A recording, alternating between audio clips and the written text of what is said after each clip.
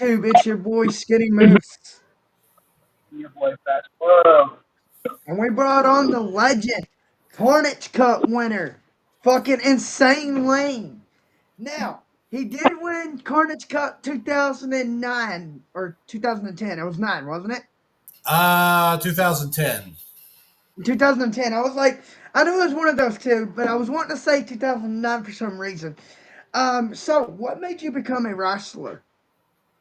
Um, just pretty much like everybody else, I guess, in my profession. I watched it as a kid while I was on television, and I was like, man, that's pretty cool stuff. And of course, I believed it was all legit and real, and the characters were just people. I mean, that would just interest me. I mean, I grew up watching Hulk Hogan, Randy Savage, the Ric Flairs, and all those guys growing up in the mid '80s. So I was just like, man, those are some really interesting people, and I would love to do that one day. So I just I had been in the military, and I was in college at the time, and there was a local wrestler who wanted to put up flyers in the store I was working at. I was working at a video store at the time, and I just asked the guy. I was like, you know, how do you get into this?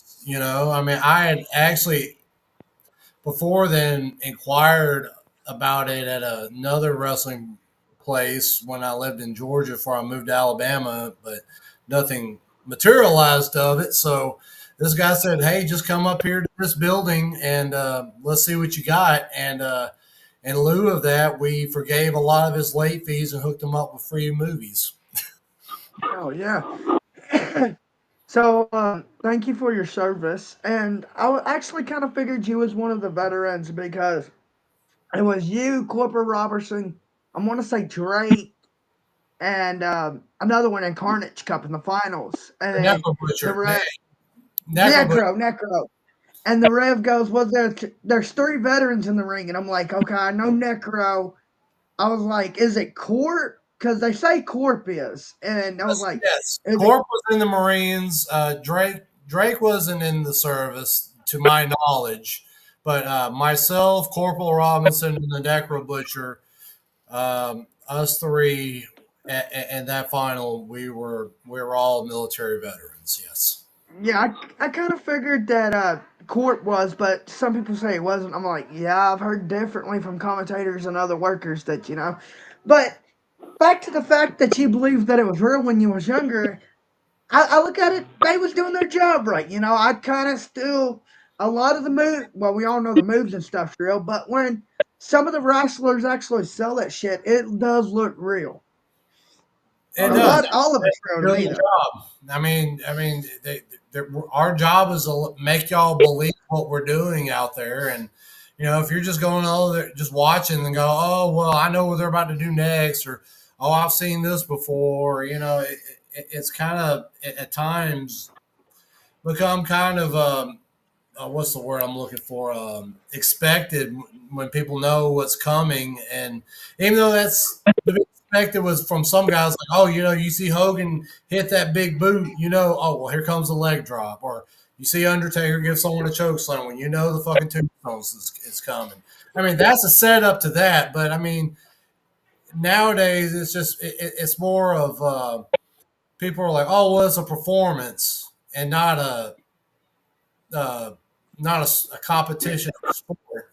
But even though it is supposed to be, it's scripted, but the story we're supposed to convey in that time is that, hey, look, this is supposed to be a competitive thing, regardless of the end being scripted or not.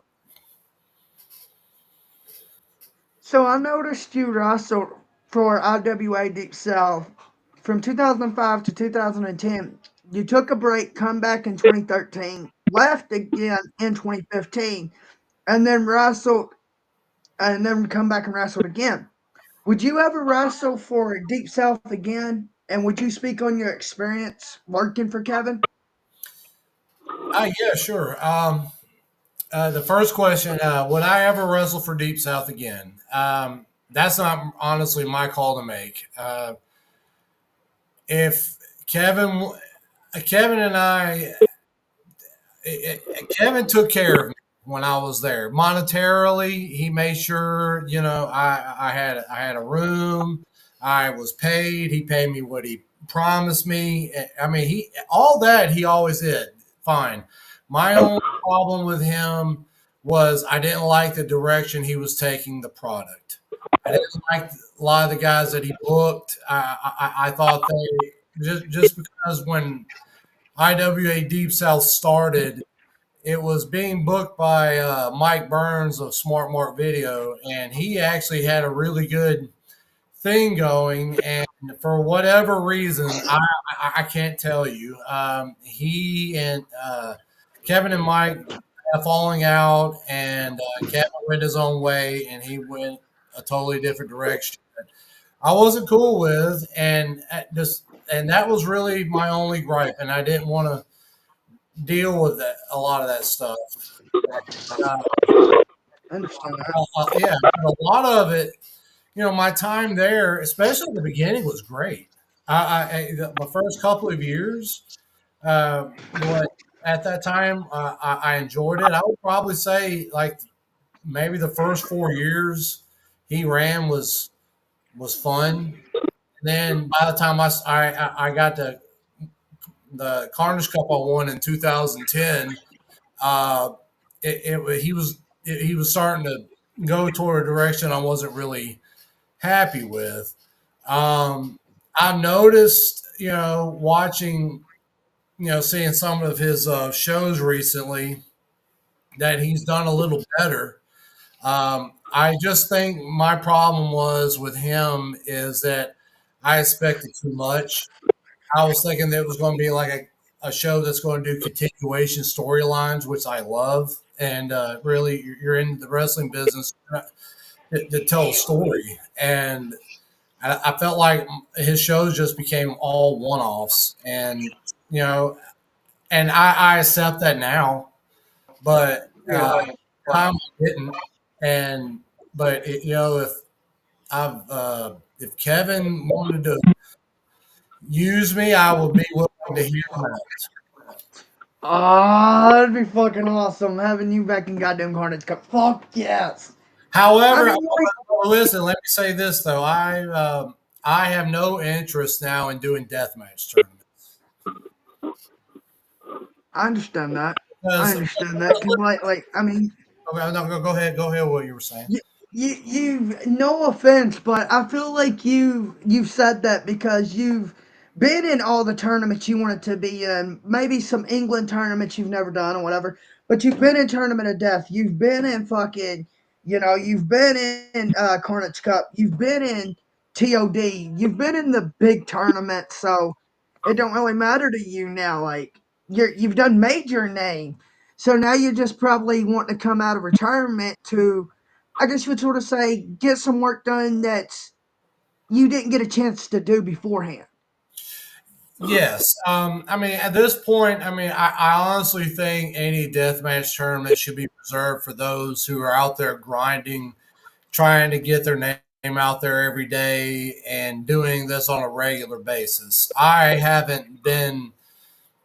I've been gone for 2 years now, believe it or not, since I left. And, for me to sit there and go, hey, I want to be in Tournament of Death, or hey, I want to do whatever tournament is out there, and take a spot from somebody who's been out there making the trips and, making the sacrifices to get their name out, and me just kind of go in there and go, well, because I'm Insane Lane, I'm a deathmatch legend or whatever, it takes a spot. Because I remember being young too and seeing that happen and being like, man, that's a, well, what, because you just showed up, now all of a sudden you get in, for me to sit there and want to do the same will make me a hypocrite. And, and I don't want to be that way.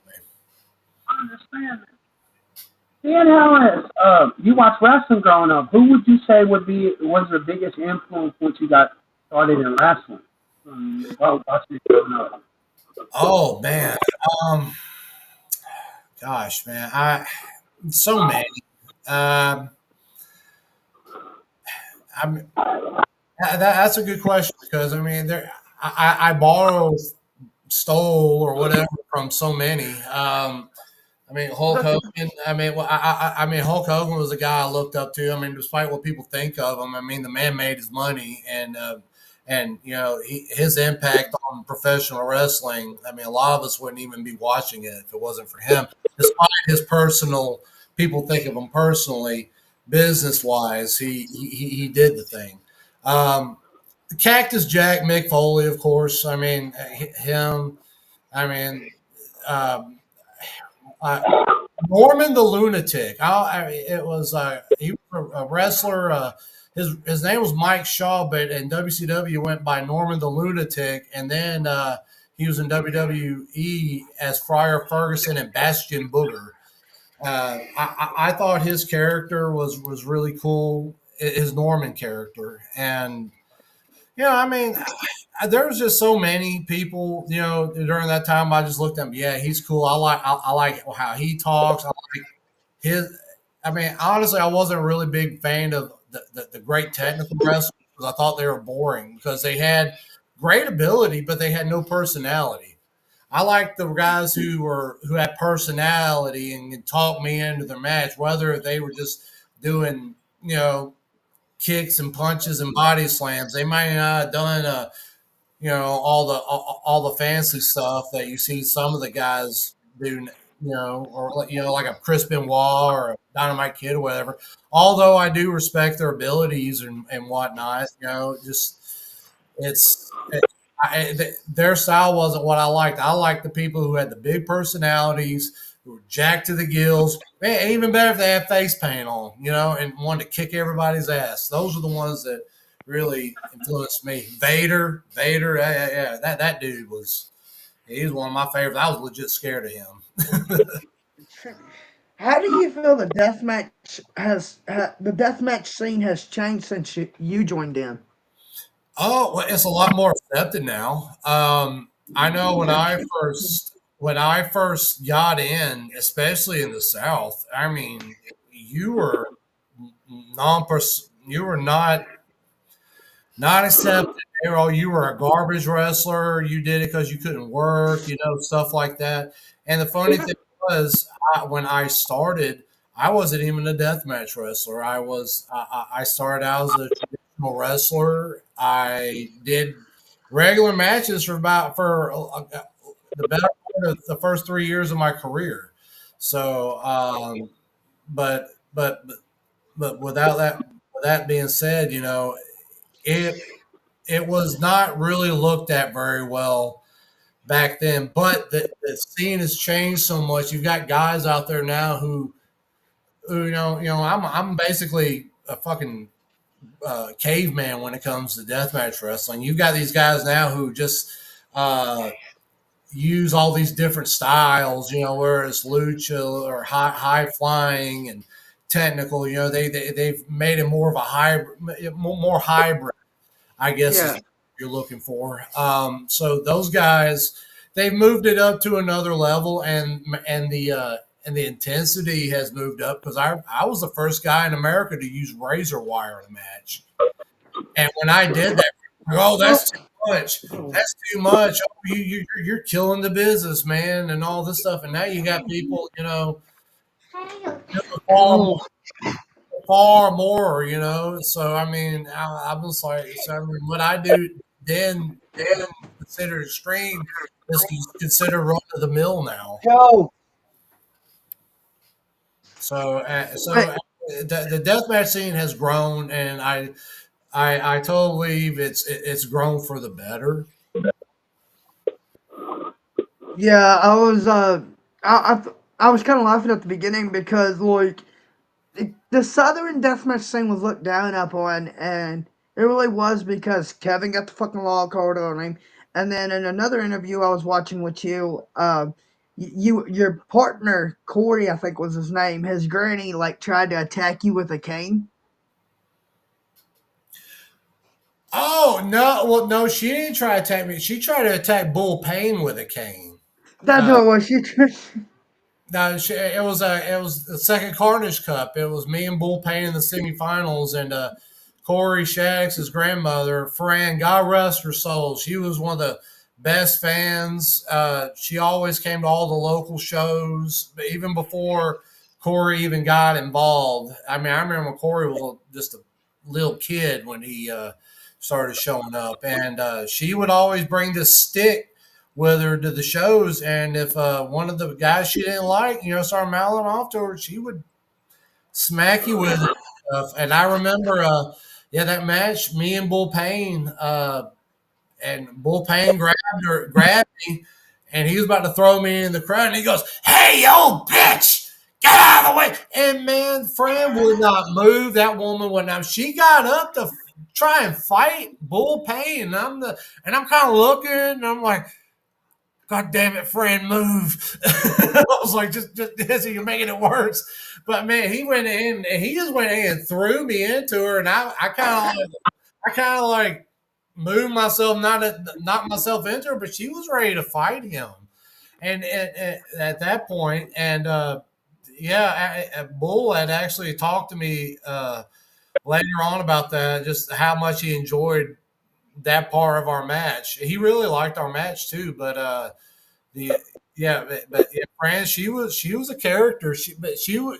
There were times, at other shows I'd be at, if I was being a bad guy, she'll come up here and waddle over, trying to hit you with a stick or whatever, and whatever. Oh man, she was great. And but she also baked it. There was a promotion I helped run in Alabama called Full Throttle Wrestling, and she would bake us cookies and brownies and stuff, and not Oh yeah. anything like. But she would just like make homemade brownies and cookies. Say, "This is for the boys," like, "Oh, thank you," And so that was always nice. Hell yeah. So would you speak on your score, Otis? Do what? Would you speak on your score, Otis? My score, Your score, Otis? my score, Otis. Oh, my score by Score. Otis. Yeah. Oh, okay. Oh, well, I mean, I didn't know that was going to be a question, but I'll talk about it. Yeah, man, I had a three-way match at shit, I can't remember. It was JC's show. Train wreck. I was doing a show for Train Wreck Wrestling. It was a JC Rotten show, and I did a triple threat match with myself, Otis Kogar, and Satu Jin.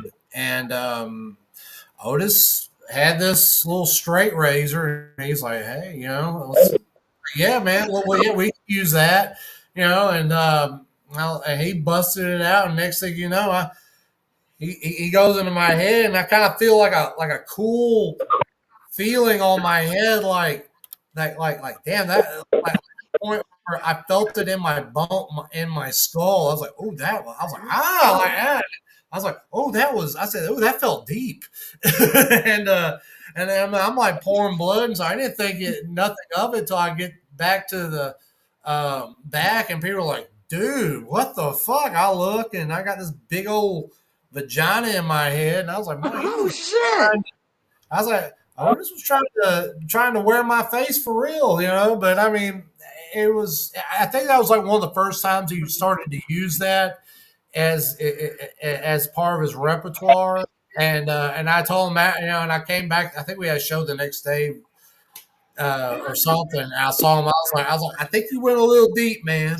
And he was like, and of course, he was like, oh my god, but it is what it is. I mean, I maybe one day I'll pay him back the favor. Who knows? What is the most brutal weapon you have ever taken or used? Shit, man. Most brutal. I don't know, man. I've been smacked upside the head with a shovel that dented my head in, and that was pretty damn brutal. Exploding barbed wire bat was pretty cool. That's one of the ones I was gonna say. That one had to be pretty fucking brutal. Yeah, that gusset plates are always a pretty wild spot. The shark tooth bat. I mean, that whole match with Now, the tournament of death. The shark tooth bat and the exploding barbed wire bat. Those were like two pretty wild weapons I used in one match. I mean, the razor blade boards with Danny Havoc. Uh, I've, I mean, I mean, all the weapons. I mean, regardless if it's a barbed wire bat or a table or whatever. I mean, they can be used pretty in any extreme way. I mean, I was thrown off the balcony at the ECW arena by brain damage and DJ Hyde through a table. You know, I mean, I got a question on that one too. that shit hurt. I mean, I remember you when, like you said earlier, your you're the first guy that used the razor wire in the states, and that was you and Rick, was it Rick Rick Hayes or Rick Hayes. Blade? Rick Hayes. Rick That was Hayes. pretty fucking crazy. Like how that you was all like, suited up and ready to go, and he just come out there with like whatever and was like, Oh okay, man, this is what we're I gonna do. mean, And I'm dude. like, Yeah, we all were kind of like. I mean, I remember Ian coming up to me and go, "Let me tape you up a little more." He said, "This is," because everybody was like, "Dude, this is dangerous." He's like, "You're fucking crazy." I remember Chewy saying, "God bless you, brother. I'll pray for you, man," before the match and stuff. And so they had Ian that got got me taped all the way up to my forearms, yeah. and they're like, and they all looked at Rick and said, "Rick, you going to tape up?" And Rick goes, "No, I'm fine." And all he had was like a little bit of black tape on his wrists, and I think that's the only thing dude taped up. But I here's was the, watching that. Rick Hayes. Rick Hayes ain't the guy, ain't the one. I mean, he'll fuck you up. I mean, he may not be well known outside of the Alabama wrestling scene, but people who worked with him knew he was kind of like a. That reminded me of Greg Valentine. He was snug, and if you worked with him, he worked with you, and if you fucked up, he'd let you know. He'll teach you a lesson, and if you learned the lesson, he was cool with you. My wife was asked, we was watching you and him the other night, and she was like, "Why's he got all this tape and he's barely got anything?" I'm like, "I don't know. I don't know. Certain wrestlers don't wear certain shit." She's like, "I don't understand that," and I'm like, "Oh my god, however he feels comfortable is however you gonna wrestle." Yeah. Some people. I'm gonna be honest with you. Some people do not like to have all that tape on. It makes them kind of feel constricted. You know, some I people just understand want to that. tape their wrists up. Some people do. Some people find just taping their hands. Some people like to wear gloves. I mean, it's all about preference. And if you're confident in your abilities, to go out there and not shit the bed and fuck yourself up, if you trust your abilities and can go in a razor wire match just with a little bit of wrist tape. I mean, he turned out okay though. So He didn't get fucked up. I mean, he lost the match, but I mean, he didn't come in with any vaginas on his arm or leg or hit that's a good. jugular. Uh, will you speak on when you and Tank and Freak Show attacked Drake Younger at Prelude to Death, May 11th, 2007? Oh gosh, let me man, when was Prelude? Oh, is that when we were doing the Deep South Mid South feud? Yeah, and I think Mickey Knuckles tried to get in on it. Oh, okay. Yeah, I remember that. Okay, it was supposed to be. I think it was originally supposed to be. It was supposed to be Axel Cotton and Drake Younger versus me and Freak Show in a cage match, a barbed wire cage match, whatever the fuck it was. It was a cage, and Axel was late getting to the venue, and we didn't know he was. And when it come find out that he wasn't going to make it in time for the main event, we had to change things around. So they're like, okay, Lane, you and Frazier are going to take on Tank and Drake, and Tank is going to turn and join y'all. And so and then we're hoping by that time y'all go in there, fuck up Drake. We'll have the babies or whatever the Mid South guys try to come in, save them, y'all pop off, and then Axel will come in to make the save. Y'all make the powder. So we went with the match like it was. Tank on Drake, and then we all start putting the boots to them. Everybody's coming out of the locker room to save Drake. You know, they're climbing the cage. Ricochet's climbing the cage. Chuck, Mickey, everybody, and we're smacking the cage to get them off, and all this stuff. You know, and then and we're just beating the crap out of Drake, and then. Next thing you know, here comes Axel Rotten to make the save, and I see him roll in, and I immediately dive out because he's got one of those green chairs. I don't know if you know, were there at the time when Ian had was running Plainfield, but he had these certain chairs there, like they were green, and they were like heavy duty Oh yeah. chairs. I mean, they weren't like the regular chairs. You know, you can hit and they'll kind of bend with you. These things were like tempered steel or some shit, and you did not want to get hit with those. So I flew out of the ring. Freak Show, I think, jumped in right after, and poor Tank was the only one left, and he was the one that had to get walloped with the with a Axel Rotten green steel chair shot. So that was, yeah. I remember taking, God damn, I just wanted one was I had to get the hell out of there, you know. So it was, yeah, that was actually a really good time there at there at IWA doing that Mid South Deep South feud. I was hoping it would go further than what it did, but Ian and Kevin had a falling out, and that all changed real quick.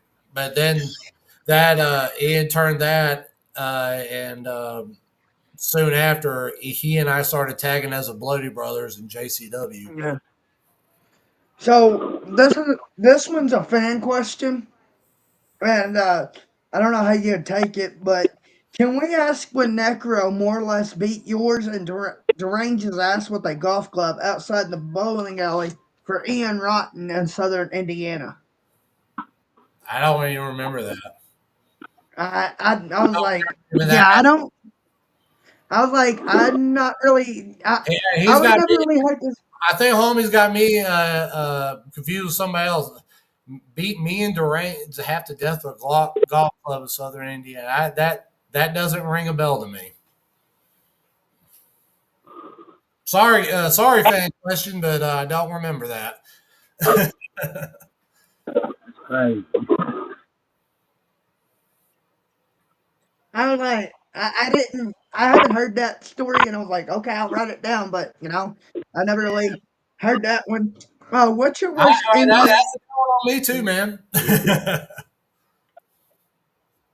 Great. What's your worst injury or your major one? My worst injury.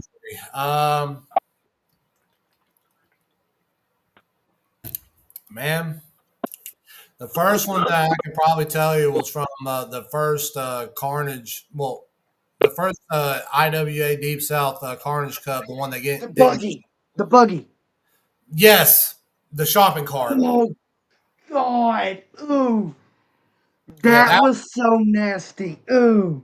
that one. I mean, y'all. I mean, I didn't have social media back then, but if I was able to show y'all pictures of what my back and my ass looked like, man, it was all. That was probably the worst. I thought I wasn't going to walk again. I was really worried. But I walked it off. And another one, I would probably say the second double death where Ian and I were the Bloody Brothers and we lost in the finals to deranged brain damage. And that was the House of Horrors cage match where they had all the fucking light tubes hanging and stuff. I had gotten a piece of glass lodged into my arm and I didn't know about it and it got infected. And I got really, really sick, and I should have went to the hospital, but at my I don't give a fuck attitude about life at the time, I was like, you know what, I'm just gonna, I don't want to go to the hospital. I'm gonna see if I can handle it myself. So I more or less lanced my own arm got the glass out and just squeezed all the infection out of my arm. And Oh oh, fuck!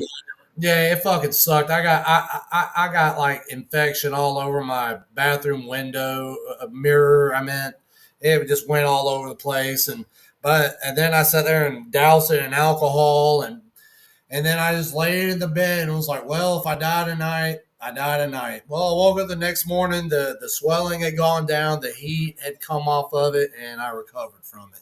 That was my second worst one. Third one, um, uh, getting an accidental chair shot into my pelvis by the necro butcher at IWA East Coast because, he's kind of like Stan Hansen. Without his glasses, he can't really see. Is Um, that when he threw it, or is that when he swung it? No, he didn't swing it. He just kind of like dropped it, and instead of Oh, and he hit me right on the groin. He didn't hit my balls or nothing, but it hit my bone in my groin, and it cracked my pelvis, um, which led to a whole bunch of shit with that.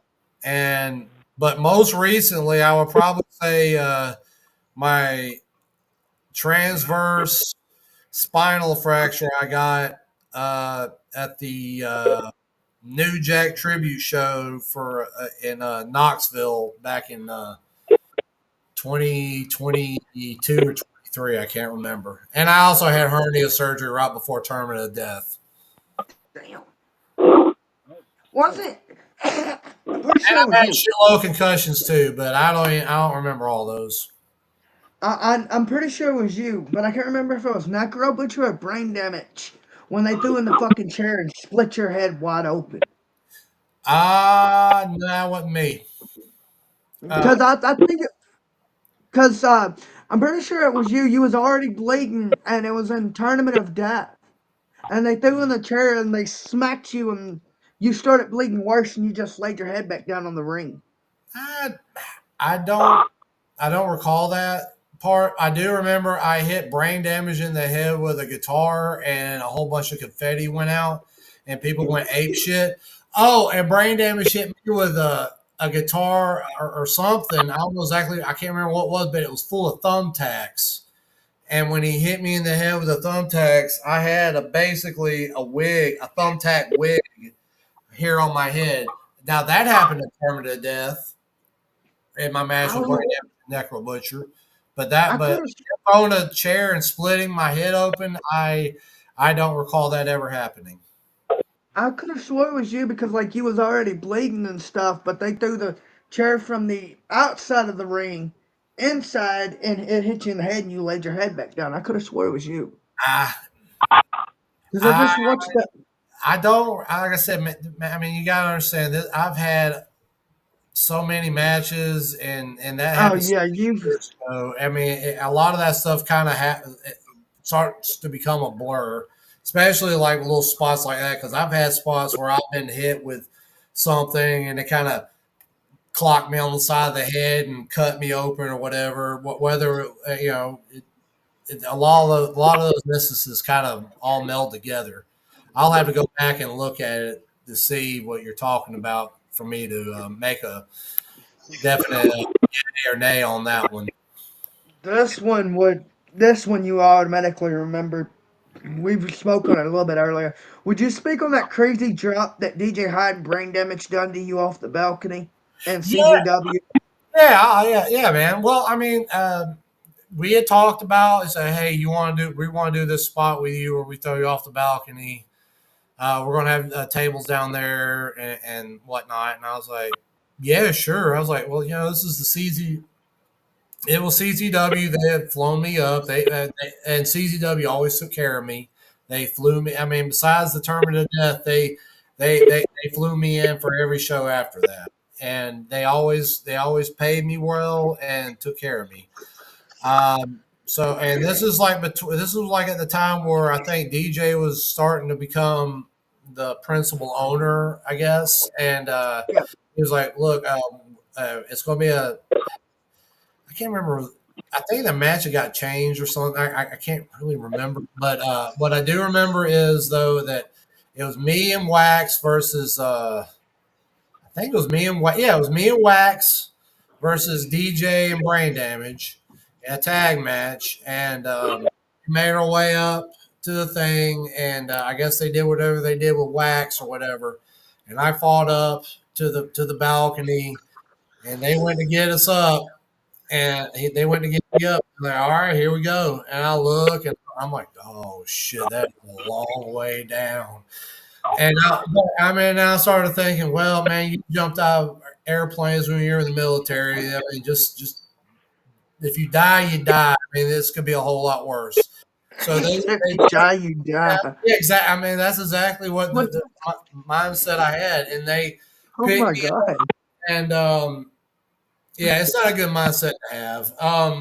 Let me just say, but they went to go throw me, and me wanting to make it look more spectacular, I rolled with it with them throwing me over. Oh yeah.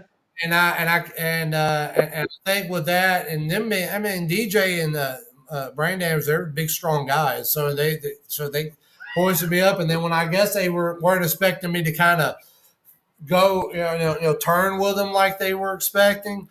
I did a 450 and landed on the tables, and I split them like the Red Sea. And they hardly broke. I mean, they broke my fall a little bit, but not enough. I mean, they didn't. The tables didn't break. They split apart, and I hit them, and then I hit the ground. That And was fucking crazy. I I thought that I don't really. I remember hitting. I remember seeing the tables, and then the next thing I remember, one of the referees, I think it was Brett. I can't remember for certain. They were like, "God damn it, Laney, you all right? Laney, you all right?" And I just kind of I squeezed his hand. That was that's the to let him know I was okay. And but they wouldn't put me on a stretcher and put me back. Funny story about that. They told me, "Oh, we're going to do. Oh, that was awesome," and all. The Zandig loved it. Everybody was like, "Yo, that was the craziest shit ever," and all this. And what I didn't know was they told me they were going to do something with it, but they didn't tell me exactly what. And what I found out 10 years later, well, 15 years later, I found this out actually at the last TOD that they had done this whole. They airlifted me to a hospital, and oh, I got all fucked up and stuff. And I didn't even know they did all this. And here I am at home going, "Hey guys, I'm okay," or whatever. If they would have told me, "Lane, we're letting everybody know that you're in the hospital and stuff. Shut the fuck up and work it," I would have been like, I would have said shit. But yeah. well, I didn't know they were going to do that. They didn't convey that to me. So I was like, well, I got to go to my next booking. So I mean, on to the next show, right? But had they had told me, "Hey, look, we need you to sell this injury," if you need to take, I mean, I would Yeah. have missed a booking or two or whatever, to get it over because I was supposed to go back to Tournament of Death that the next year, and they didn't use me because they said I didn't sell the hospital spot, but I didn't even know about it. That's their fuck up though, not yours. It That was. It was. I mean, it was a miscommunication on their side, and but I mean, it is what it is. That was crazy though. Like you and Brain Damage was up there fighting, and then DJ just comes out of nowhere, Yeah, and yeah. then you go up, and I'm like, this ain't gonna end good. And as I'm watching, you just, like you said, split the tables, and I'm like, well, obviously I knew you was alive, but I was like, oh my god, did this actually hurt this man? Because Oh, you just laid out there, and I'm like, it hurt. oh shit. Like, and I grew up watching you, tape trading and shit.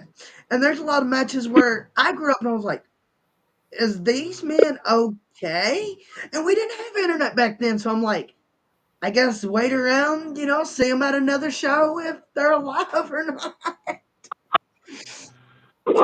So, in your opinion, what is your biggest wrestling achievement yet? My biggest wrestling achievement yet. Um, Oh man, I guess just staying relevant 20 years after I started. People still That's know me. one for me. My The fact second that you one would. wanted to have a interview with me today, I mean, Yeah. it just shows that I've had longevity in some way, and that I've influenced people, or at least people remember me enough to go, yo, I remember when that dude did this, that, or the other. You know, I mean, I think if anything, that's my biggest achievement. It isn't winning, championships or what you call it, tournaments, deathmatch tournaments, or whatever. I mean, which are cool and greatly appreciated when they happen. But at the same time, I think my proudest achievement at this point is just having the longevity of people still giving a shit about me. I definitely would say that your three for me would be, your relevance to wrestling still, your win over Carnage Cup, and my third one, oh fuck, I just had a brain fart. It happens. Oh my god. Well, the fact you Anyway, good enough. So I mean, so would you like to speak on the career of your wrestling future? I mean, I've seen the post on your Facebook page, but for those of you that, for those that don't have Facebook or whatever, would you like to speak on your future for those? Yeah, sure. I had every intention of having 2023 be my last year in wrestling. I had a lot of, I actually pretty much had most of my bookings lined up, and go out on that note, but they all fell apart. And then when me and my match with Doctor Redacted fell through, I didn't handle it very well. I take full responsibility on that, and I snapped and I took my ball home and I quit. And uh, I did I did not like going out like that. I'm not a quitter, and I felt like I don't want to end it on that note, because I don't want to look back, especially of all the great times I had with everybody I've associated with over the years, and look back on it with a bitter feeling. So this year I decided, okay, I'm just going to put this out there. No one owes me a damn thing, but I feel like I've at least earned the right to have a match where I can at least leave it out in the ring and say goodbye my way. And and if someone out there wants to give me that opportunity, I'm all for it. I'll go out there and give the people what they want and what they expect from me, and I'll say my goodbyes are off into the sunset. However, if it doesn't happen, I'm okay with that too, because I'm in a good place in my life right now. I just became a grandparent. I have Congratulations. Thank you. I'm not the ultraviolet. Not only am I the ultraviolet dad, I'm also the ultraviolet pops. So That that is coincidental because I showed my wife your shirt earlier, your promo picture, and I was like, he looks like the ultraviolet grandfather instead of the ultraviolet dad. And then you just said you were the grandfather. That is fucking cool as fuck. Congratulations, bro.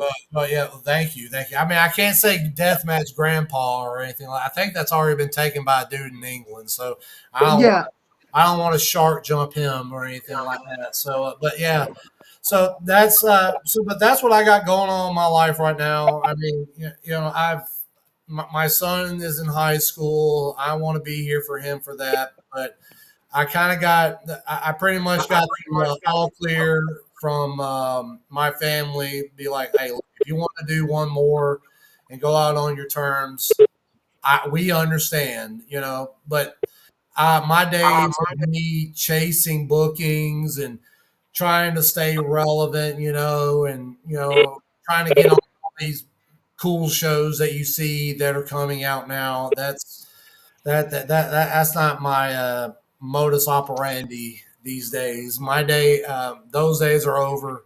I just want to go somewhere respectable, be compensated properly, and have a match with somebody. My last match with somebody that could benefit, finish the job. I want somebody to finish the job. And that's all I want because until then, I'm gonna keep running my mouth. One more left in the tank. Is that all you got? One more?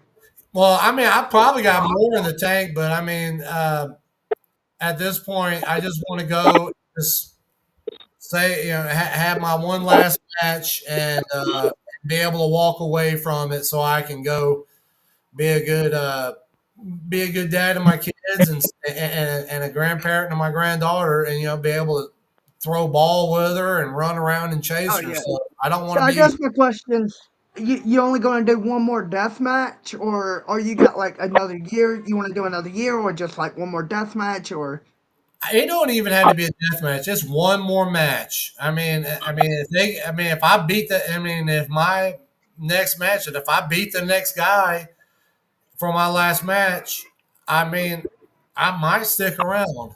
But if they beat me, I'm done because I mean, I'm an old school purist. I believe if you're going out, you go out on your back and you give it, and do yeah?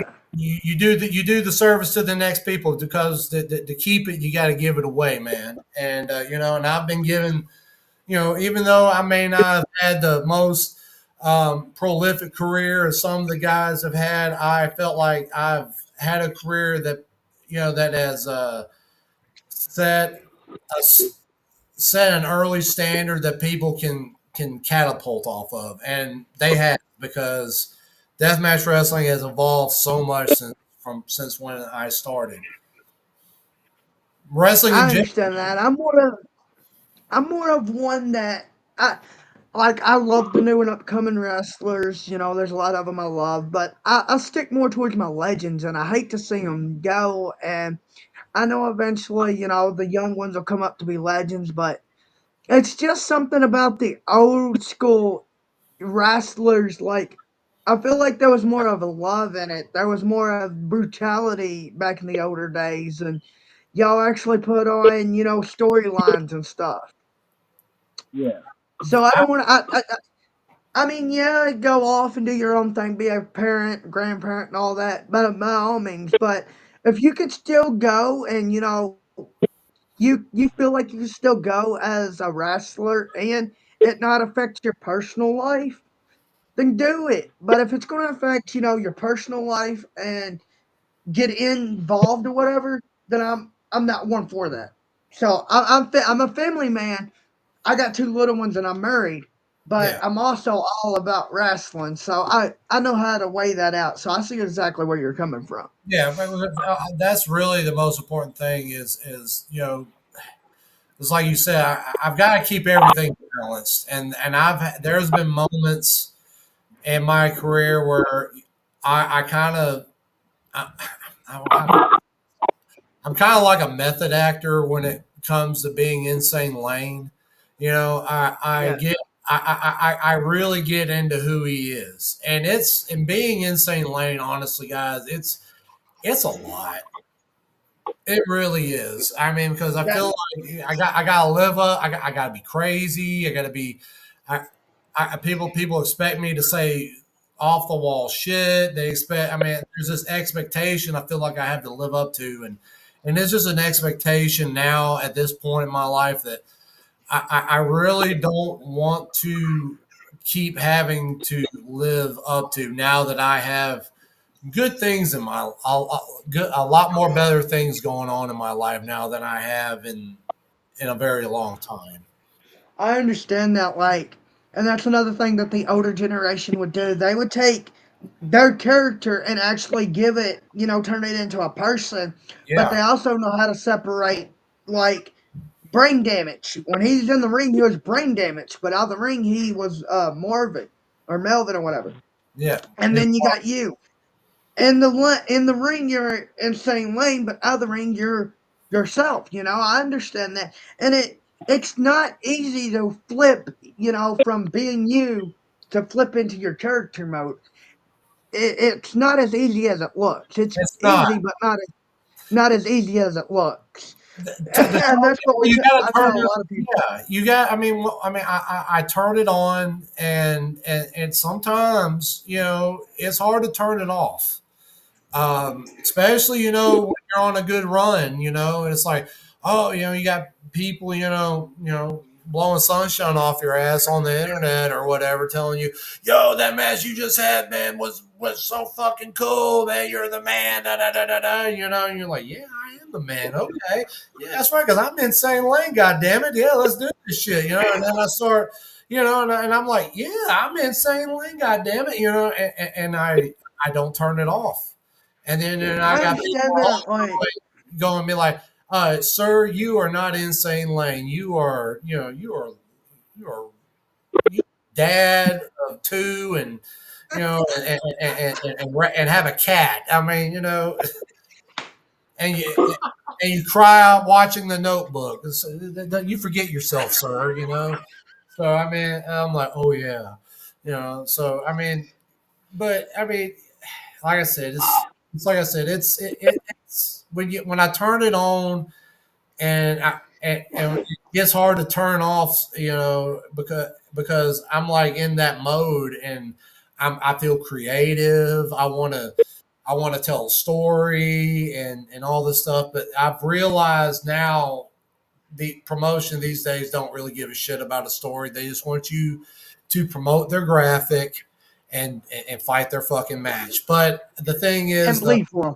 do these, yeah. But the thing is, though, I mean, a lot of I got no problem doing death matches and stuff by any means of imagination, but I like there to be a reason why I want to go in there and maim my opponent with a light tube or a barbed wire bat. Like with Dr. Redacted, I put out there I was going to kill him because I hate doctors, because I'm insane lane, like a mental patient. It's doctors like you that made me crazy as I am. And people really thought I was Yeah, going I to kill him. remember that build up. I remember that build up. And I kind of think Doctor Redacted believed it a little bit. Now he had to pull out of that match for whatever reason it was. I mean, part at that time I thought, oh, he's just scared of me, but that's just me being in Yeah, character, wasn't turning it off. And I had just gotten a whole bunch of cancellation of all my bookings, and then he canceled, and that was the one that flew me over the cuckoo's nest, I guess to say. I, And that's when I I feel that. lost my shit. Like, we get yo wrestlers do more than we do, but when we get into gimmick for a podcast and stuff, and then like somebody cancels or no shows, it just fucks us up. And my wife, like, I'll come out of my room and in my gimmick, and she'll be like, you're the husband now, you're this, and I'm like, I'm still in gimmick. She's like, well, you're still my husband who cried over Arthur Morgan when he died at 3 o'clock in the morning, and I'm like, okay, we ain't gonna go that damn low. Yes, I look for all of y'all that do not know. I literally cried over fucking Arthur Morgan at 3 o'clock in the morning when my wife was pregnant and woke her up. She's like, it's a video game character. I'm like, and you cried over Supernatural. What's the difference? There you She's go. like, don't start. I'm like, you cry over Sam and Dean. And she goes, well, you cry over wrestler retiring. And I go, but I grew up on these wrestlers. So, these are actual people. This is just a damn TV show with a person acting out in it. What's the difference? That's the difference. So, what's your hobbies out of the ring? My hobbies. Well, I work out. I like to. I like to go kayaking. I like to play basketball. I like going on nature walks and take pictures of landscapes. I do landscape photography and stuff. Just Hey, photographer. yeah, yeah, something like that. I never thought that you would do like photography. I never, you know, even out of the ring, like I'm one of those people that can look past, and see the character, and then, the person out of the ring. And I never thought that you would do photography. I was like, I've gotten like maybe like outside vibes, but never photography. Yeah, yeah. I like doing nature photography. Like if I see something cool, like if I see a cool mushroom or a nice, a pretty tree, I'll take a picture of it.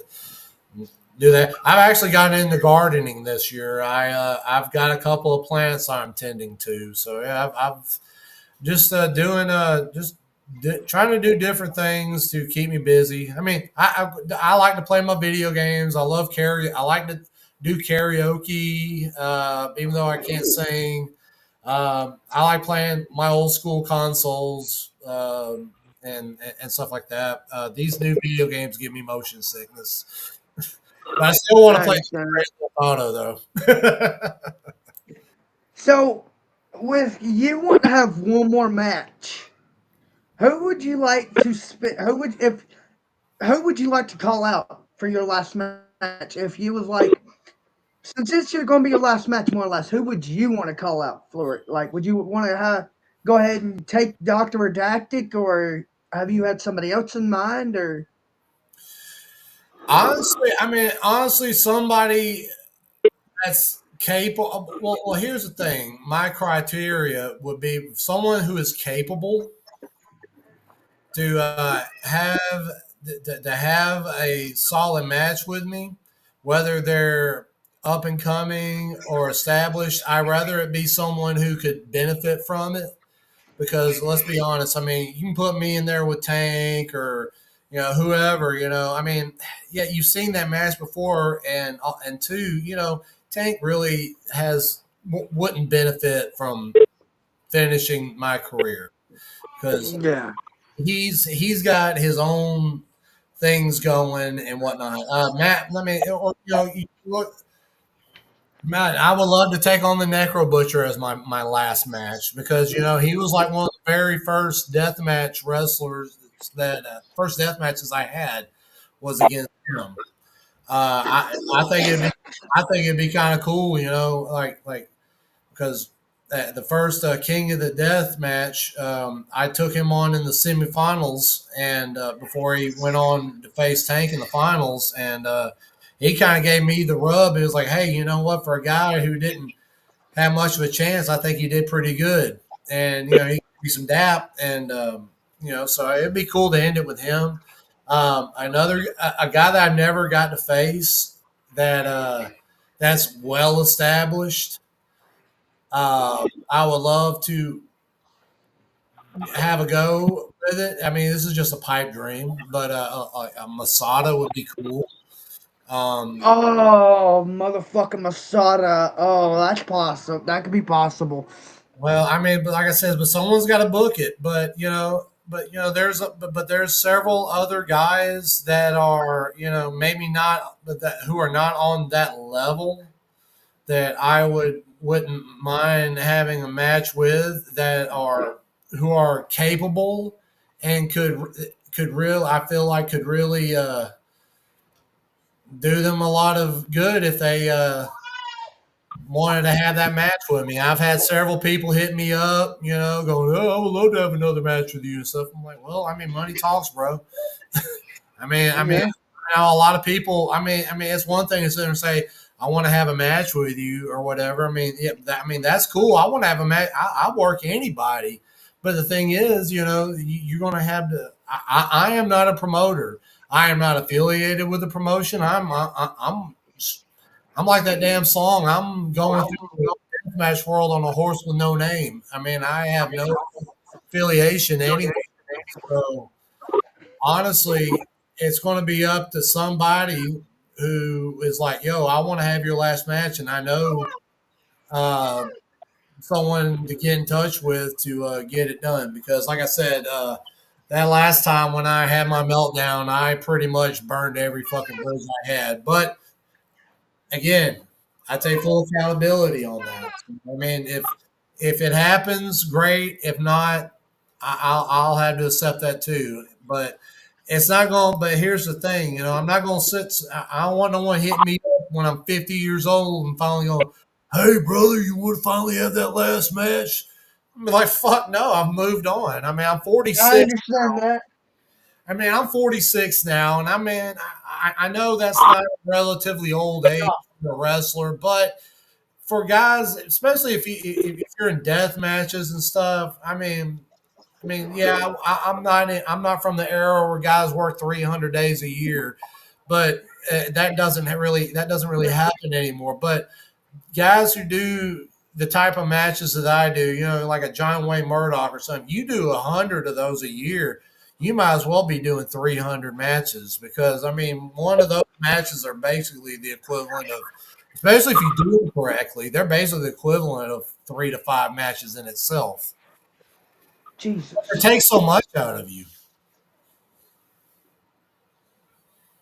Um, who would you say was your bigger rival back in the day? Brain Damage or Freak Show? Great show. Yeah, I had. Don't get me wrong. I've had several one on ones with Marvin, and I had a couple of tag encounters with him.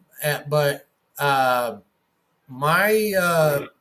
bread and butter was that got me to the table were my matches with Freak Show because Oh yeah, you. when we started out in Alabama, it was just really me and him doing the deathmatch stuff. Spider was in the mix, but he was hurt a lot of the time, and he was kind of going through some personal problems.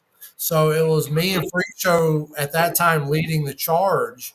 And so when we went up to work for Ian, and then to do Mid South, and then going over the tournament of death where we had that match where people were, which was very well received. That was really what got because even though we tagged together at 6 feet under, we were better as opponents than we were as a tag team. Yeah, We I wrestled like so. each other, and we wrestled each other all over the country. Yeah, Deep South and fucking Mid South and everywhere.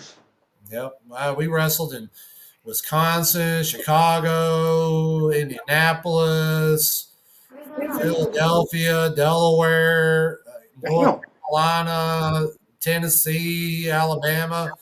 Yeah, we were all over the place. So since you worked for IWA Mid South multiple times, Yeah. and how did Ian treat you on your last run you had?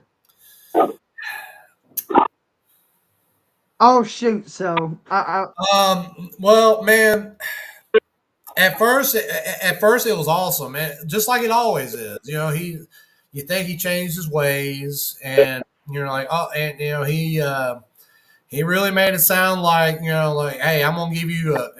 He told me, he's like, man, I'm gonna give you a big push. He said because the It's a Mystery show where I came back against Brad Cash was one of the most well received matches of the night, and that show was star studded, man. You had some really high caliber talent on that. yeah, So for me and Brad to have one of the better well received matches, it says something. But Ian saw that, and he was like, "Man, I'm gonna give you this.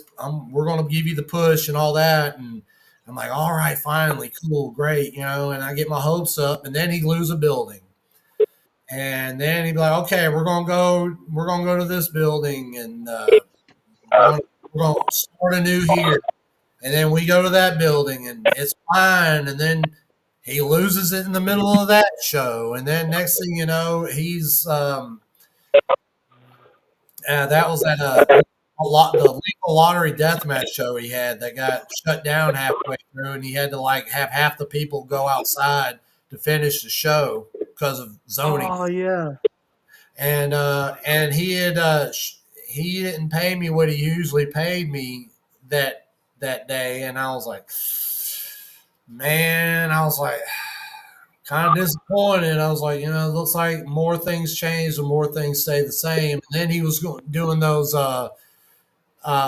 no crowd shows in that it's mystery. He was going to do other mystery shows, but with no crowd. And he had Rebecca Payne on one of those, and he was having her just do all kinds of wild fucking bumps. And I was like, we were all just saying, how is he having us do all these wild bumps when one, it's hard to even do that with no crowd around, and two, I don't even think those shows even came out. And luckily for me, A well, couple of them did. okay. Well, I don't, like I said, I never saw them. And I was supposed to be on one of those, but I had a flat tire, and I was supposed to take on, I think, Eric Ryan, Hoodfoot, and John Wayne Murdoch in a four-way. But Eric and Hoodfoot got food poisoning in Chicago at a No Holds Bar show or something. And so that match didn't happen anyway, and I had a flat tire. But Ian said, "Well, I'm gonna do another one in a couple of weeks. Can you do that one?" I was like, "Yeah, sure." Because that weekend I was going up to Knoxville anyway to do the New Jack tribute show for Brad Cash, um, and I did that show, and I ended up fucking my back up in that match, and I went home in the middle of the night, like in all kinds of pain, and I drove all night home. I almost pulled over in Dahlonega, Georgia, because they had a hospital there, and I was about to pull in because my back was just in pain. It hurt so bad. And then by the time I got home, I was basically crawling to my door, and I'm like, I'm telling the people in the house, I'm like, they said, I thought you had another show. I was like, no, I can't. Like, well, and Ian's calling me, John Wayne's calling me. I go straight to sleep because I have been driving all night. And by the time I wake up, it's late at night, and I'm getting cuss word, fucking text from Ian and stuff. And he's like, I can't believe you did this to me and all this. But I mean, I was in pain. And I hit him back, and I was like, dude, I fucked my back up, and I go to the doctor, and I find out I had a fracture in my back, and Oh shit. yeah, and they said, and so I had to do rehab on that. I missed several months, and I remember at that time I told Ian what happened, and he said, "Well, maybe it's time for you to find something else to do." And I took that personal. I was like, What's up? I'm like, you gonna tell me this? And then right around that time is when he was doing that, when he did that whole King of the Death matches, and took everybody's Oh money and yeah.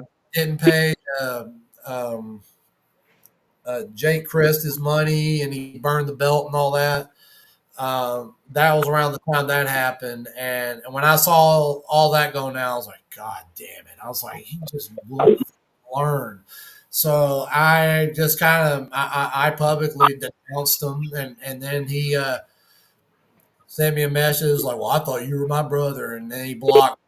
But I don't wish ill will on him. I thank him for the opportunities that he gave me, because he really did. He gave me opportunities, but in those opportunities, I don't own what he did as Ian Ross. Hope I haven't spoke to him in several years, and I just hope that he's taking the time to find out who John Williams is instead of being Ian Rotten, because that hasn't really worked out for him very well. But other than that, I mean, I enjoy my time at IWA Mid South. I enjoyed the people there. I enjoyed the fans there. I enjoyed um, my cohorts and whatnot. We had good times, laughs, everything. But like I said, at the end of the day, it was just bad management. So, with you being one of the first, with you actually being the first person to do razor wire, how do you feel about razor wire? I know it hurts like hell. Well, I mean, at first when I did, I was like, I'll never do that again. But then ended up doing it again. And Master Peter be beautiful. I've learned that if you know what you're doing, you can work with anything. Really? If you know Would what you you're say doing, barbed wire's worse? barbed wire. Yeah, which one would you say is worse in your personal opinion? Well, I mean, I've only done razor wire a few. I mean, razor wire is far more dangerous. Yeah. I mean, but I mean, if you get caught in some barbed wire, I mean, I've been snagged with it and has shit rip or whatever. I mean, I've seen you fucking take that barbed wire whip from was it Freak Show? yeah, probably, yeah, Yeah, I think it was Freak Show because yeah, it was Freak Show over there in Deep South. He was just mangling your back with it, and I was like, oh god. I've had workers be like, well, I went through razor wire, but barbed wire's worse, and then they'd be like, no, razor wire's worse, and I'm like, well, which one is it? I just ask personal opinion. it's all in how you use it, man. I mean, I mean, if you saw the razor wire boards that I use in Carnage Cup, that's fucking dangerous. Yeah, Now, that's my if you're just getting a little thing of razor wire and kind of laying it flat or whatever, or putting it in a corner or something, yeah, I mean that ain't too bad. But I mean, it's just in the way you use it. It's same with barbed wire. I mean, if you wrap it haphazardly onto something and it can go wrong. I mean, God, I mean, hell, a light tube can kill you. Ask Nick Gage. He yeah, died. yeah, anything. The man died for a moment because it got him in the side and he hit an artery. I mean, it's just any anything in pro wrestling. I can get these fucking scissors right here and fucking go to town on Yeah, somebody and they can be just as dangerous as razor wire. I mean, hell, if I want, I mean, just sit there and do that. And, I mean, people are bumping shit now. I mean, it's just I mean, at that, I mean, it's just like I said, the, the the game has evolved. Some say for the better, some say for the worse. But it's like I said, it's just like wrestling is a lot like music. You know, I mean, there's so many different genres of music. You have country, you have hip hop, you have jazz, rock, pop, or whatever. You know, and I kind of like to say, and then there's different genres of metal. You know, you got the death metal, the black metal, the yeah, hair metal, and stuff. And I like to think, death matches is a lot like metal. It's the death metal. A lot of people don't like death metal because they don't understand what they're saying. It's too violent. They're talking about shooting blood out of your cock that's true. or whatever. I mean, and that's what deathmatch wrestling is. It's violent. It's violent entertainment. And yeah, guys like Jim Cornette, your purists are going to sit there and say it's mud show outlaw mud show shit or whatever. And there's a lot of guys in the business doing death matches that probably shouldn't be being in the business anyway. They should be carrying bags. But in saying that, though, there's those out there. I like to say, like myself, and a lot of the other guys you see being featured in death matches now, who know how to work and tell a story, and that's the most important thing. I mean, death matches is a lot of people think it's um, a weapons match with wrestling. It's not. Death match is a wrestling match with weapons. You, Thank you. and a lot of people just want to go out there and just start swinging tubes or using gimmicks right off the bat. I like to incorporate wrestling, even if it's just a couple of little basic moves or whatever. There's still wrestling in my matches, and I feel like that's a very important thing, especially these guys who are trying to make their name in deathmatch wrestling. I mean, it's cool that you can take sick bumps and you can go through a log cabin of light tubes and get great back color and stuff. But I mean, you gotta be able to convey a story into why this is happening to you and know the basics. And that's one thing like Masada said when we interviewed him. He's like, well, you gotta be able to wrestle and be a good technical wrestler to do a death Yes, match. Other than that, you're just going in there and look like an idiot with a weapon right. in your hand.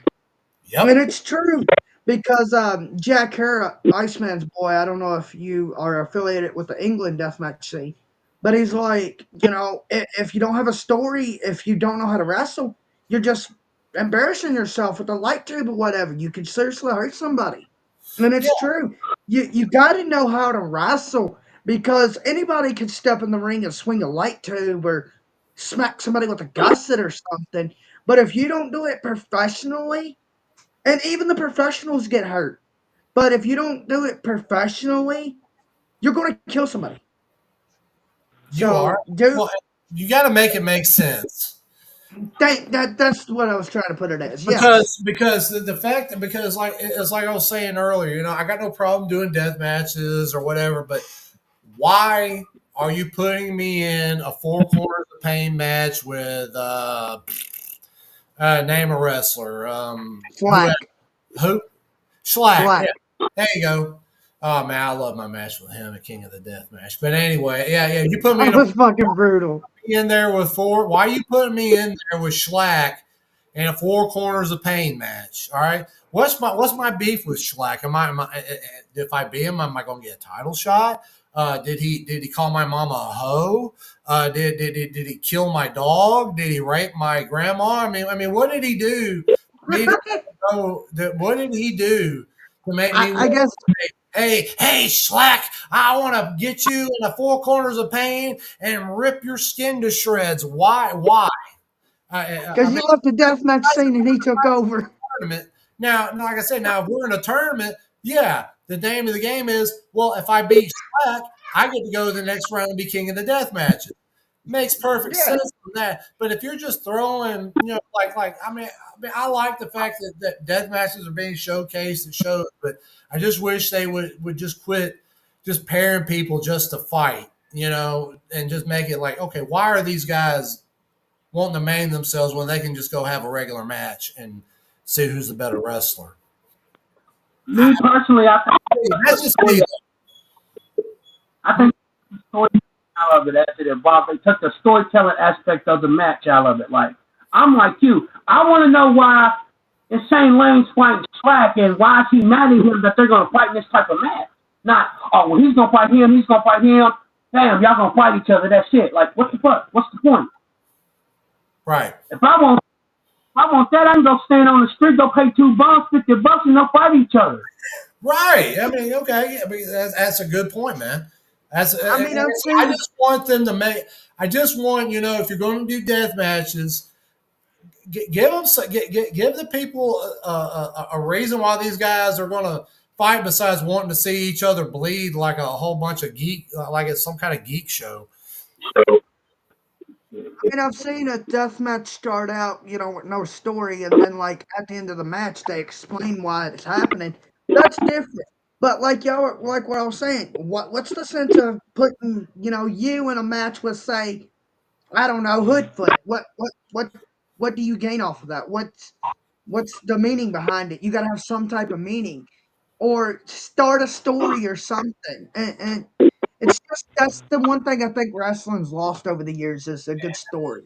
It has because I mean I've tried with mine because I'm like, okay, Lane, you're going to work this guy, and I would try and make some. I would not try, but I would make some promos, film them, and be like, "Oh, I'm going to face so and so, and let me tell you why," or whatever, and people like, "Oh, okay, Lane so and so is going to wrestle, and it's going to be a no rope barbed wire match, and they're going to face each other because the guy he does because I feel slighted or I feel like I'm not getting my respect or or I think you're fucking lame, or whatever. You know, I mean, there needs to be whatever the reason, no matter how small or how big, there needs to be a reason, even if it's just, oh, I don't like you. But you need to get that out there, not just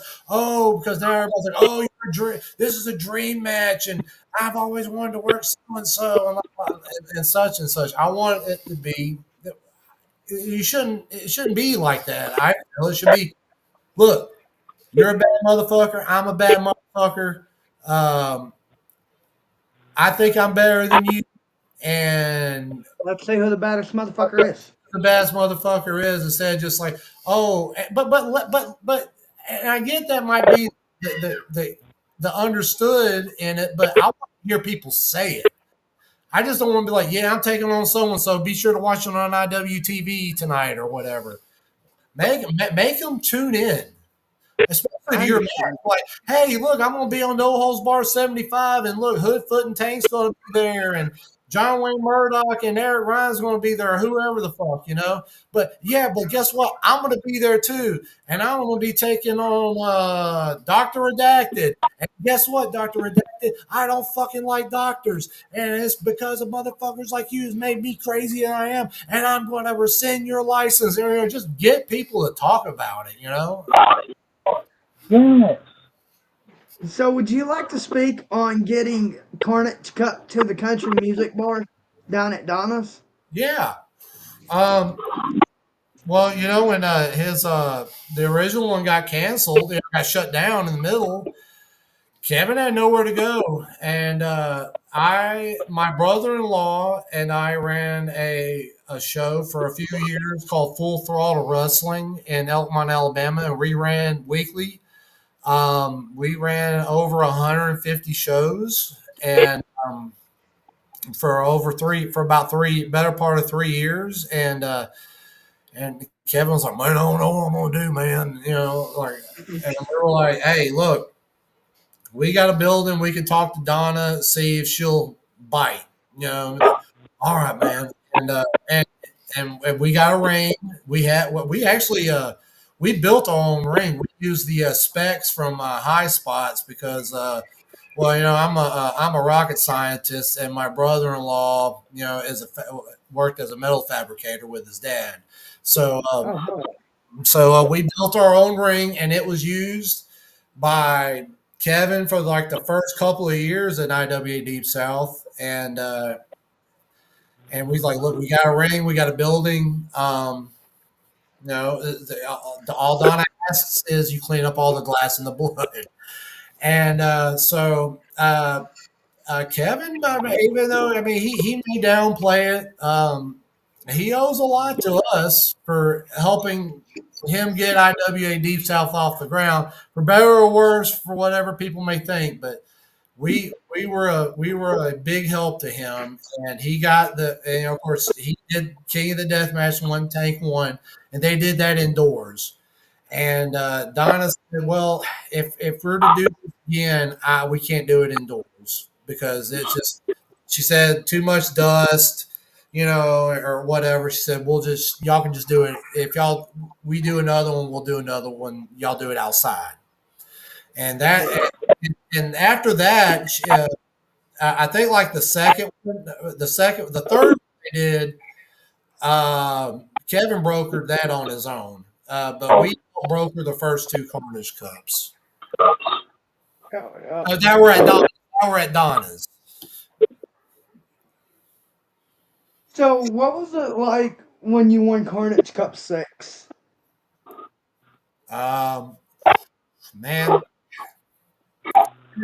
Kevin had blew his load on the last Carnage Cup. One Sexy Eddie won. He had brought in Thumbtack Jack, Nick Gage, Ricky Shane Page. Before he was Ricky Shane Page, he was Christian Faith at the time. He had brought a lot. Danny Havoc. I mean, a whole bunch of folks, and so he kind of blew his budget the Carnage Cup year before, and then when he was doing 6, I think shit, I don't even. I think he did maybe. six guys tournament. I can't even remember. I mean, the main guys was Freak Show, myself, um, um, a guy from West Virginia, I think TJ Phillips. There was this other guy. There was these two other guys. A Cornerstone was a local Alabama guy. I took on, and he was so nervous before the match he fainted. Um, but it ended up only being a 2 round show, and so I think he had like three first round matches, and then the finals was a triple threat or no, yeah, four first. I can't remember I honestly can't remember the format, but I remember there was only 2 rounds. And after the first round, you automatically went to the final, and it was a cage, and oh, Viper was in there too. I remember he was in there. Um, God, I can't remember. But anyway, I winning was kind of.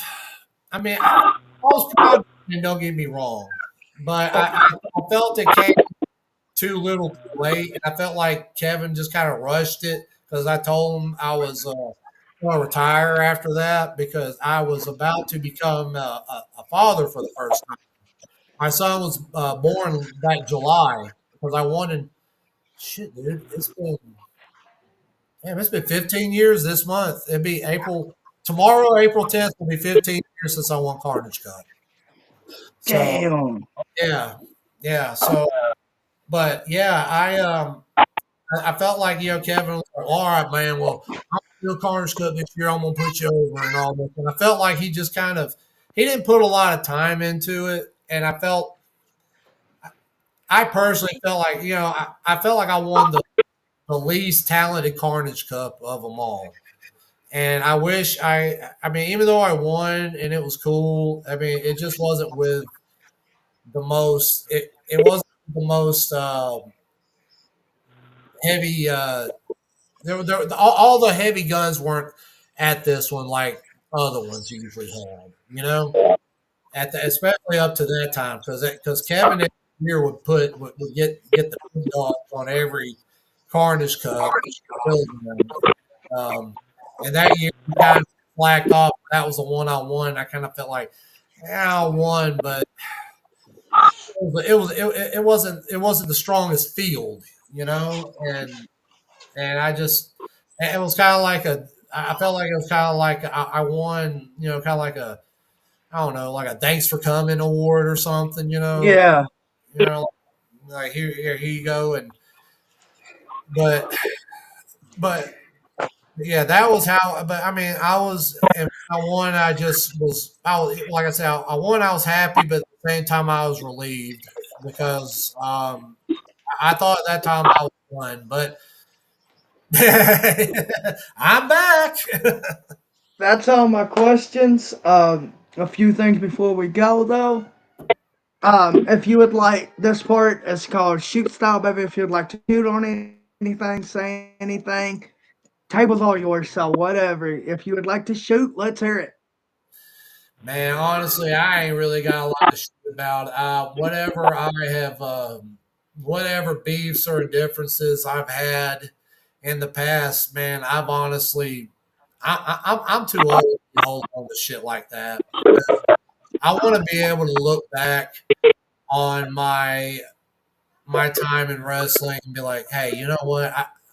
I like to think I made somewhat of a difference. I feel like I crawled so a lot of the guys today can walk.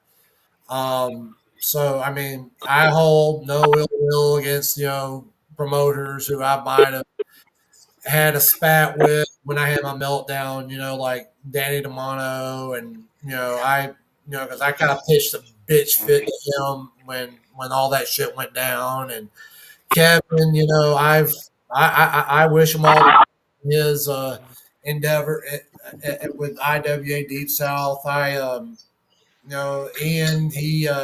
I hope he finds what he's looking for in life, and most, and CZW. I hope they keep doing well, and I just at this point, I just don't want to be looked at as some bitter ass hater, that just, oh, why was I not involved? You know what? At the end of the day, I got to look at myself in the mirror and say, I'm on the outside looking because of my own petty quarrels I had either within myself because I felt slighted in some way. So, yeah, I'm not going to go on here and start shitting on people. I'm just, I understand that. it's not, it's not, I'm too old for that shit Don't now. don't feel bad, bro. Me and Danny has problems, and I don't even know what the fucking problem is with me. I literally, it literally all started over me asking Danny DeMano for an interview. And then now I was one of his biggest supporters. Like every time he said something that was making fun of the show or something, being a big fan, I'd stand up for him and, I'd always stand behind him. And all I did was ask for one interview. And then he flipped script on me. I let it happen for like 3 or 4 months straight. I couldn't comment. I couldn't do shit, make a post, comment, or anything without him wanting to put his opinion in on it. Okay, fine. I got fed up one day. I could barely even say something to one of my buddies. And I messaged him. I'm like, is this a work? I know you're a wrestler and I'm a podcaster, but like, is this a work? He's like, no, why would I be working a fan? I was like, then what's your deal with me? What do I do to you? Like, I just don't fucking like you. I'm like, what the hell did I do? I don't give a fuck if you like me or not, but what's your deal with me, bro? And then he's like, well, you're stupid and you make yourself out to be like you don't know this and that. And I'm like, but you go on a podcast where nobody knows anything. Nobody really likes these people. These people don't do no research whatsoever. And then I get shit on. Okay, whatever. There's better than you anyways, DD. Well, man, I'm just going to tell you. I mean, pro wrestling people are a fickle group, and some people. I mean, a lot of us. I mean, I gotta say this in a nice way. I mean, regardless of, I mean, I think it might be a geographical thing. Maybe I don't know. I mean, it's just some people just rub certain people the wrong way, regardless if your what they think your intentions may be, and at the end of the day, you just gotta learn not to take it personal and just realize it's just business. And that's something Eh, that's something that's taken me this long to finally figure out. Take it personally. you know, I've I've been grateful for everybody that we've sat down and interviewed, and I'm grateful for you to come on. Like I've Thank been wanting you to come on personally. I've reached out to I didn't know your shoot name. I didn't even know your Facebook. Like, and I've been reaching out to a couple of my buddies. I was like, we got to get Insane Lane, and they're like, well, if we can find him, I'll get him for you. And I'm like, what do you mean if you can find him? They're like, well, he's went back on his ASL, and I'm like, when I first started the channel, I was like, hey, could we get Insane Lane? And they're like, Brian's like, well, we might be able to. And I'm like, I'll find Insane Lane. They got to have him somewhere. He's got to have some type of social media. And I got to look and I was like, damn, it's a dead end. And when I seen like Insane Lane on my phone, I was like, oh, fuck, I finally got it. Dude, I've been wanting you. So another thing is, would you come back on for a part two? Yeah, sure, man. All right. So, ladies and gentlemen, when we get Insane Lane back on for a part two, we're gonna go straight for his history and do more of his actual history. Um, I do the channel differently than every other podcaster. I come on and want it to be like a safe haven for the wrestlers. Something where like it's not all about wrestling, but you could talk about, your free life, your lifestyle, just something to other than wrestling. Because a lot of podcasters they hop on and they're like, well, we're going to talk extremely only about your wrestling and Yeah, nothing about you and nothing about what made you who you are. And I'm like, they don't get a chance to speak their opinions or whatever. yeah. So I thank you for your time and Thank you. let me see if I can get my wife in here because she wants to meet you. So Okay. give me one